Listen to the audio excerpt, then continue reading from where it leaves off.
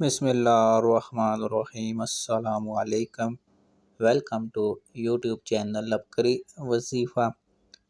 درود پاک کے صدقے برس سے نجات کا عمل۔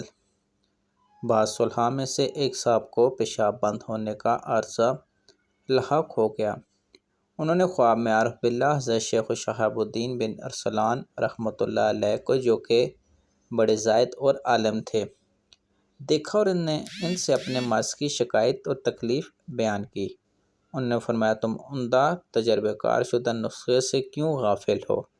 یہ درود شریف پڑھا کرو: اللہم صلی علی وسلم علی روح سیدنا محمد فی الارواح وصلی علی وسلم علی جسد فی الاجساد وصلی وسلم علی قبر فی القبور۔ خواب سے بیدار ہو کر ان صاحب نے اس درود شریف کو کثرت سے پڑھا اور ان کا مرض جاتا رہا۔ تو ناظرین، اس درود شریف کو آپ بھی اگر اس سے ملتا جلتا کوئی مسئلے مسائل ہیں تو پڑھیں، تو انشاءاللہ آپ کو بھی غیبی مدد سے شفا ملے گی۔